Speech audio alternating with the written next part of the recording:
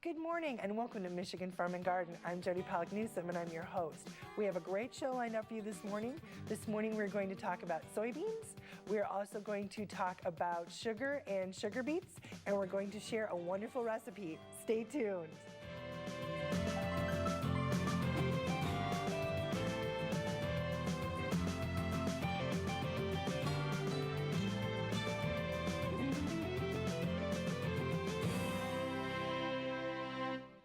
Good morning, and again, welcome to Michigan Farm and Garden.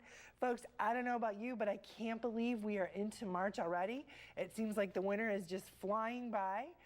Certainly lots of things that we can look forward to this spring, but we want to bring you a little bit of information, kind of give you some updates, share some good information with you. So our guest this morning, we're going to focus on soybeans, and we're also going to talk about sugar beets, both very important industries in our state. My first guest this morning is Andy Weldon. He is a farmer and he is also on the Michigan Soybean Promotion Committee. So we're going to talk a little bit with Andy about his operation, find out a little bit more about the farm, and then we're going to talk about, you can see all these different items in front of me. We're going to talk about the new uses and all those opportunities that are out there for soybeans. Certainly we know it's important as far as livestock feed. We know there's lots of uses like oil, but there are so many other new uses that are out there that really it seems like the possibilities are endless.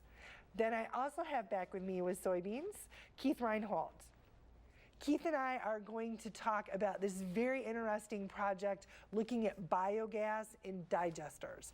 And we're going to start and kind of explain a little bit as to what that is, and then we're going to talk about it from the soy perspective and one of the projects that they've been working on. You know, certainly when we think about green energy, we hear about green, we hear about the bioeconomy.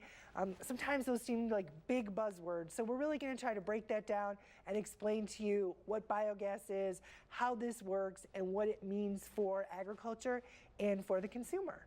Then I also have with me Ray Van Driesch. He is from Michigan Sugar, and sugar is also a very large industry in our state. So we're going to talk a little bit about what that industry is like. We're going to talk about opportunities for the crop, and we're also going to talk about a big important anniversary they have coming up. And then I'm going to wrap the show up with a wonderful, very easy recipe for super crunchy soy caramel corn. Folks, it is going to be a great show. Stay tuned, and we will be back with our first guest right after the Michigan Farm and Garden Fact of the Week. It's time for the Michigan Farm and Garden Fact of the Week. Soybeans are an important contributor to Michigan with nearly a $1.5 billion economic impact. From crayons and teddy bears to vegetable oil and soy milk, soybeans have many, many uses. Soybean farming in Michigan resulted in approximately 7,000 jobs within the state. Soybeans can be found in everything from candles to shampoos to makeup and lotions.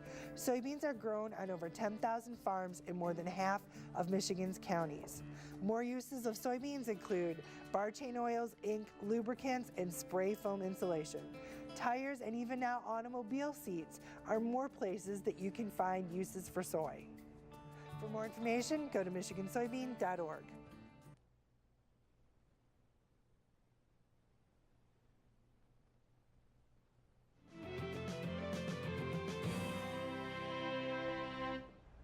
And welcome back. We are back with Andy Weldon, a farmer. We always love to have farmers on the show, and we even got you dressed up and got you here to be on. Pleasure to be here. Thank you. I'm going to have you start and tell us a little bit about the operation, and then we'll talk about what you guys do on the soybean board as far as some of the new use stuff. My personal operation is I farm with my sons, and we farm soybeans are our main crop. We've raised soybeans and corn are our primary crops. Well, and what area of the state are you in? Hillsdale County, with borders Ohio and Indiana both, and that's been home for the majority of my life. Well, and you guys had some tough weather down there too last year. We were very droughty.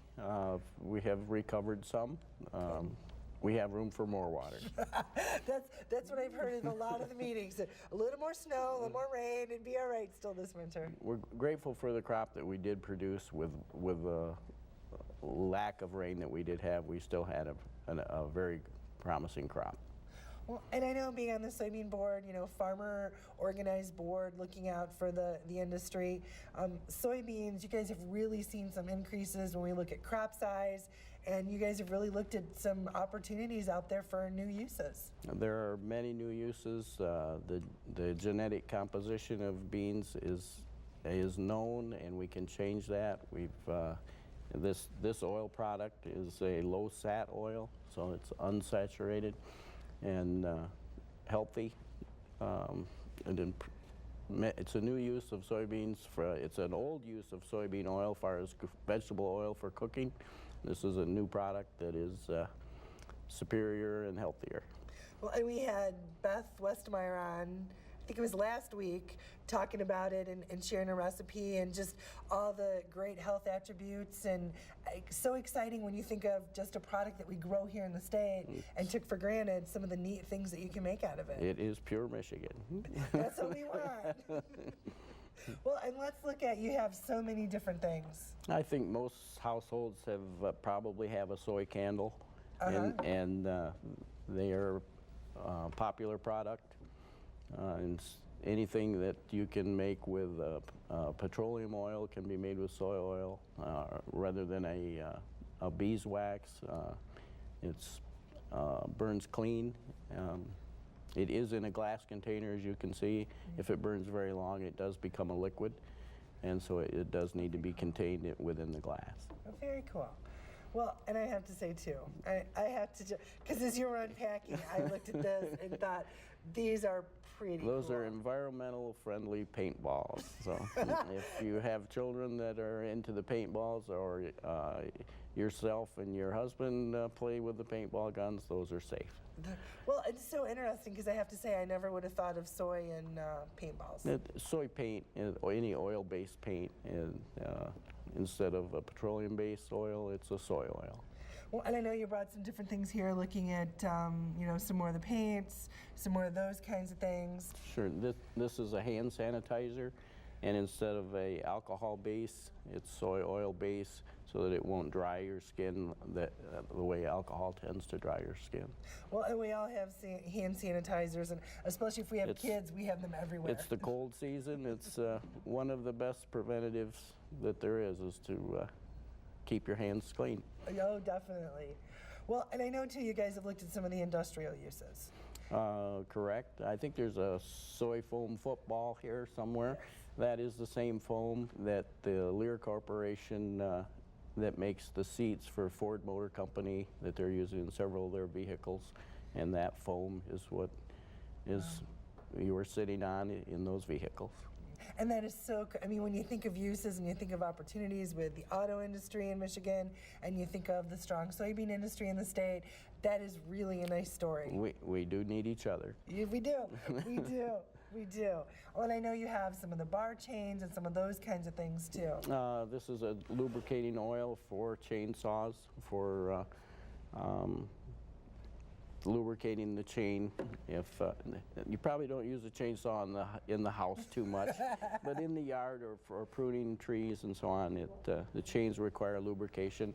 We are working with the logging industry, the forestry part of Michigan. There's several barrels of oil that are used in the lubricating chainsaw. This is more environmentally friendly, and very exciting. And I know too some of the cleaners and some of those kinds of things. I mean, sure. It seems like I read in the Fact of the Week, but there can be soy in everything. It's in thousands of products. Well, and one that I just have to hold up to show too that we don't always think of is clothing. Soy fibers. It is partially soy fibers. It's not 100%, but it does combine with cotton or other synthetic fibers, and it works well. Well, and it's so exciting to think of those uses, and you've done a great job walking us through and talking about those, and from the farmer side, you have a job to do too, and that's to farm. So it takes a lot to get that leadership development and to be out there as a spokesperson for the industry. it's easy to stay within your own fence rows, and the production is what is near to the heart and what is enjoyable. But marketing it, it's no good to produce it if we can't market it and further the products. So create additional need for the soybeans. Well, and I know too, it's so important because, you know, consumers out there watching the show, it is very cool that you have the farmer that grew it to be here to talk about it. And you've had some neat opportunities to do some of that leadership development programming so that you feel more comfortable. Because most times when I ask farmers, a lot of times they do not want to do the show and they always want me to talk to somebody else. Well, I have to give credit to the soybean board. Or the programs, they've continued my development and made it interesting to want to develop leadership. This is new to me. I've never been in a studio before. It's interesting. Well, and hopefully you'll come back. Thank you much. I do appreciate being able to speak about some of the soy products. Well, Andy, we appreciate it, and as more things come out, we'll have you come back and let us know what's coming next and what looks like it's available, and you can kind of keep us posted. How's that? Thank you. Be glad to. Great. Thank you so much, folks. Certainly we know the importance of the soybean industry, but when we think about all the opportunities out there and all the different uses, really there are thousands and thousands of uses, and you can find soybeans in just about anything. So we know they have a very strong future here in our state and to our economy. Stay tuned. We'll be back right after this message.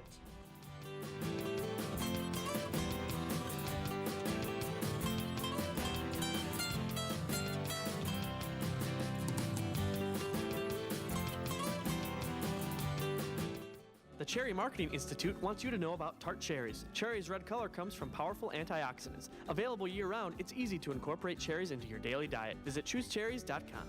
Michigan's 1,000 apple growers take pride in producing delicious apples from one generation to the next. From the Great Lakes come great flavors. Look for locally grown Michigan apples. Have Jody speak at your next agricultural event. Go to jodylive.com.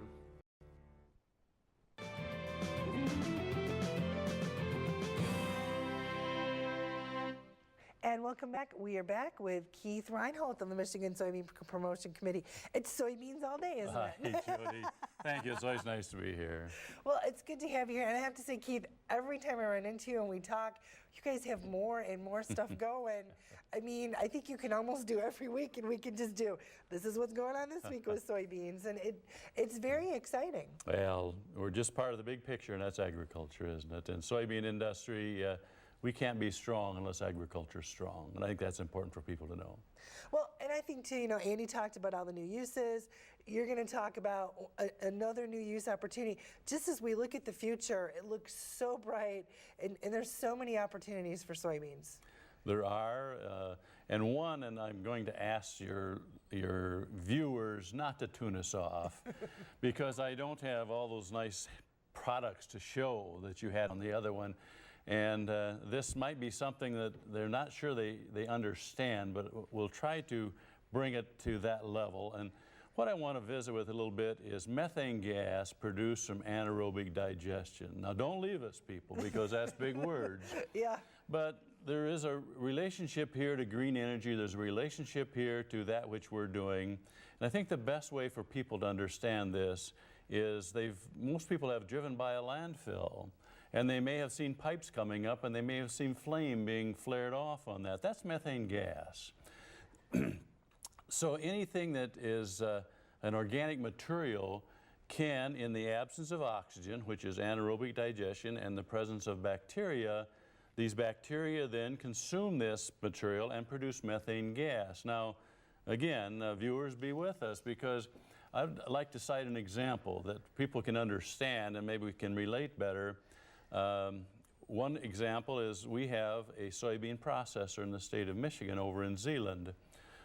They, in fact, have tapped into a landfill where the methane gas is, and it's some distance away, but they now have to clean that gas up at the landfill site, the methane gas, because there's bacteria down in there. It's been compacted. It's in an anaerobic absence of oxygen, and they make this methane gas. Well, the relevance here is the gas in that landfill, that Zeeland is using is firing generators that's producing electricity that puts the electricity back on the grid for people to use. So people maybe can relate then, okay, if methane gas produced from anaerobic digestion, it's, landfills do this. And I think it's important that people understand and maybe have a little concept. And I'll be the first to admit that Zeeland's not the only one doing this, but they're part of our industry, so we're very familiar. Well, this methane gas can be produced in the absence of oxygen with the presence of bacteria from any organic material. So there's a university in Flint, Kettering University. I know that a number of ag groups work with Kettering University. We decided to fund a project with Kettering where they're using, I'll use the word soybean fodder, that's the stalks and the leaves left over from the harvested soybeans, not the beans. And this is organic material. So they can take and put this in a digester. You would then add bacteria, and there's hundreds of strains of bacteria. So then you add this bacteria. So they've got an experimental laboratory there where they're trying to determine different organic materials the bacteria needed to produce methane gas that can fire generators and produce electricity. They more of a green concept. So, if people, I think people can understand that. Kettering University has a contract with an outfit called Swedish Biogas. The gist of this whole thing is the city of Flint had hoped to use the digestion of the human waste through anaerobic to produce methane gas, to put green gas back on the grid. Nice thing about this, when the bacteria is done, the resultant material is fertilizer that can be put back on the soil. So where we were involved from a soybean perspective, getting more straight to the point of why we're here, we wanted to look at soybean fodder, the green fodder, aged fodder, and how can that then produce methane gas. Kind of some baseline figures. Kettering's doing this with DDGs from corn. They're doing this with human waste. They're doing it with animal waste. They're doing it with inorganic. You could take your leftover pumpkins and put them in. Anything that's organic that will disintegrate, that bacteria can react upon. So, and it's a little more difficult than we think. You have to provide some external heat to keep it up because the bacteria need to be warm to live. But anyway, hopefully we still have some viewers watching, but I think they can get the concept of using some of these things to come back and help us provide energy. Well, and I know too, you guys are looking at opportunities for that heat source to really be able to increase that work without having the expense for the heat. Well, and thank you, that's a very good point. There's a product that's available from the processed soybean called glycerol. If you have a chocolate bar, you look at it, it's an emulsifying agent. But glycerol is interesting because if you add glycerol to these bacteria that are digesting this organic matter, it's like steak. Those bacteria produce tremendous amount of heat and more methane gas. So we're wondering if you can get away from providing external heat by putting a soy product in any type of anaerobic area and provide that heat, and so it would be, even more green. So anyway, anaerobic digestion produces methane gas. The gist of it is we're trying to take organic matter we have, produce methane gas to either burn directly or fire generators for energy. Well, and I think too, it's part of it is I think tweaking that recipe almost, if you will, to get the consistency, to figure out this much of this and this much of this. How do we keep it? How do we keep that balance? How do we keep that bacteria happy? And how do we become self-sufficient? That's what Kettering's trying to do just very quickly. They're trying to get baselines on the strains of bacteria, the amount of bacteria, and what methane gas will come off of what type of organic matter. Yep. It's very exciting. Interesting. Good job. Yeah. Keep up the good work. All right, That's what Jody, we like to hear. All right. Folks, certainly we know how important agriculture is to the state, but when we look at all the other industries and the ways it really plays with other industries, and especially looking at energy, there are so many opportunities for us right here in Michigan, and it's fun to be able to share with you some of the projects that are up and running already. Stay tuned. We'll be back after this message.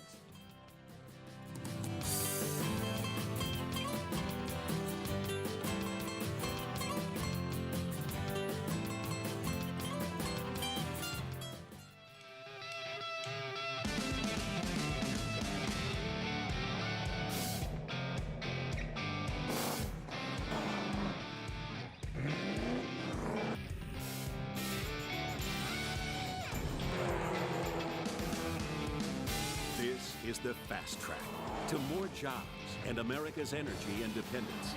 Advanced performance is here now. Biodiesel, America's advanced biofuel.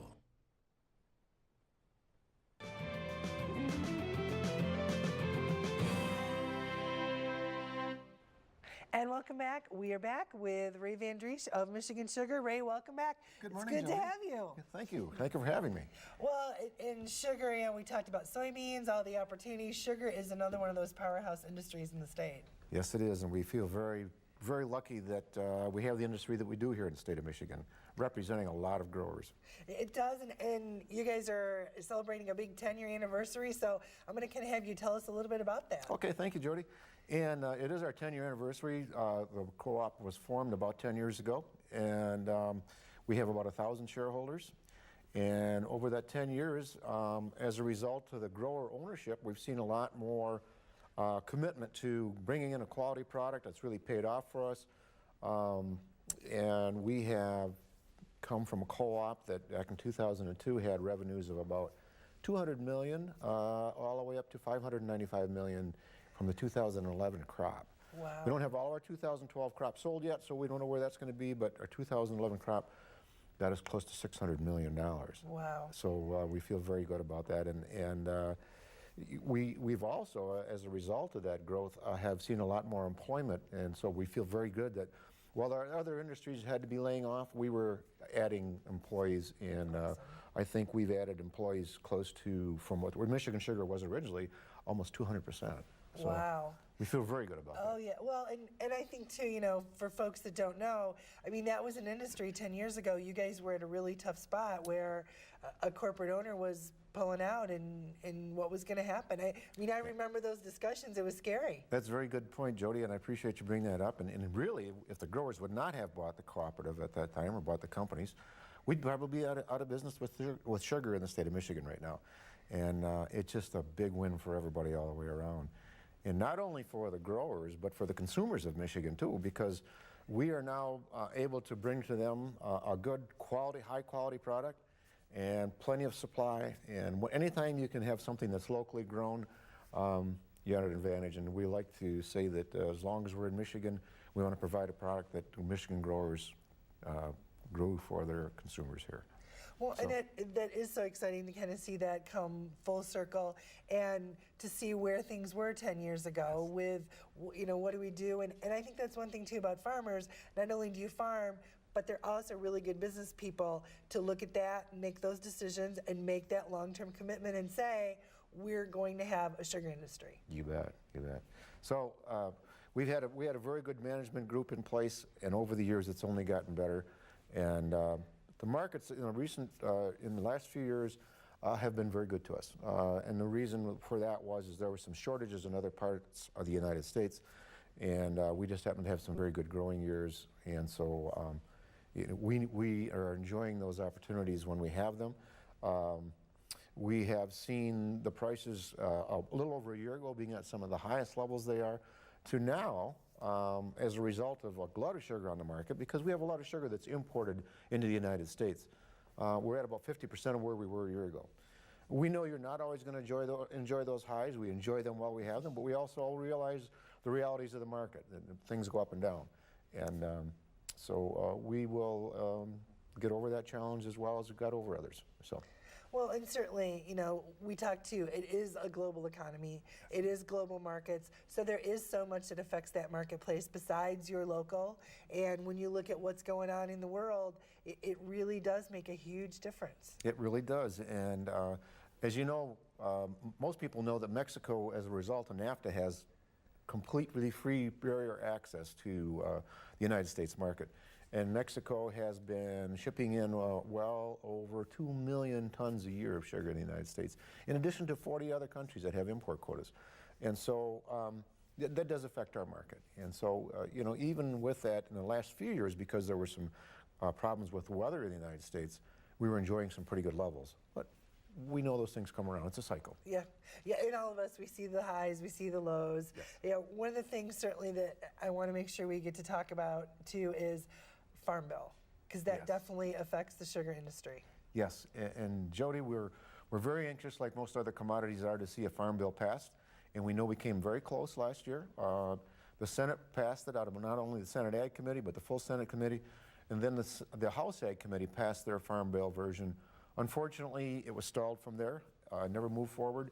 Many thought that with the fiscal budget package that was going to be trying to be passed after the first of the year, the farm bill would get completed. It did not. So now we're anxious to see it get completed. Everybody's concerned about what budget cuts might be as a result of the sequester going on. And the sequester is where there's going to be across-the-board budget cuts no matter who you are and what you're involved in.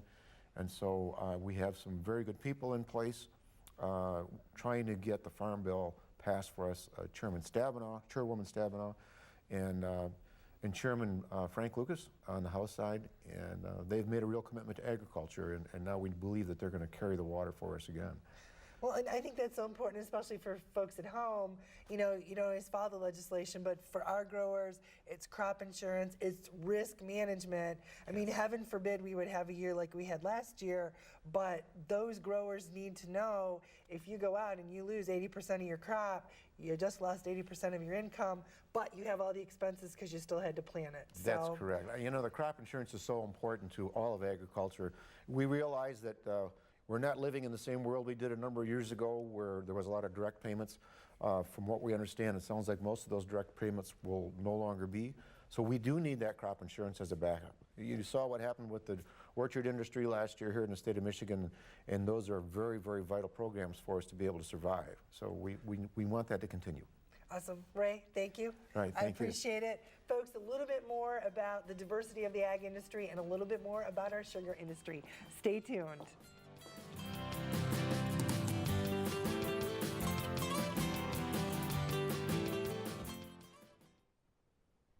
This chicken is beak over claw for meal made from U.S. soybeans.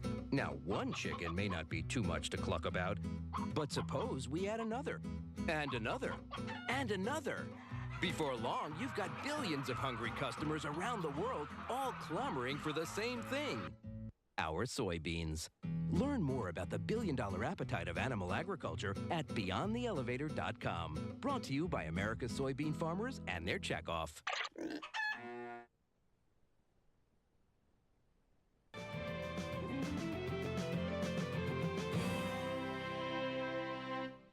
And welcome back. You know, we've talked a lot about the soybean and also the sugar industry. I have a great recipe that uses some of both products. Super crunchy caramel corn. And folks, I'm going to go through it quick. If you've not had the opportunity, there's a wonderful, wonderful cookbook by the soy industry. Basically, take brown sugar, corn syrup, margarine, salt, put that in a microwave-safe bowl, bring it to a boil about 2 minutes on high, add your baking soda, vanilla, stir it, pour that over popped corn, add the soy nuts, and shake it, and pretty much put it back in, cook it on high for about 3 minutes, and you are done. Very, very easy, very simple recipe. If you would like to get more soy recipes, as always, you can visit MichiganSoybean.org, and you can request the free soybean cookbook or visit us online at MichiganFarmandGarden.com, or you can write for recipes to Farm and Garden Recipes, Box 461, Williamston 48895. The recipe book, very, very easy, and I have to tell you, I actually have a couple of these. I use this all the time. Soy is great to have in your diet, very, very healthy, and pages and pages of very easy, very healthy recipes. Folks, have a wonderful week, and I will see you back here next weekend. Bye-bye.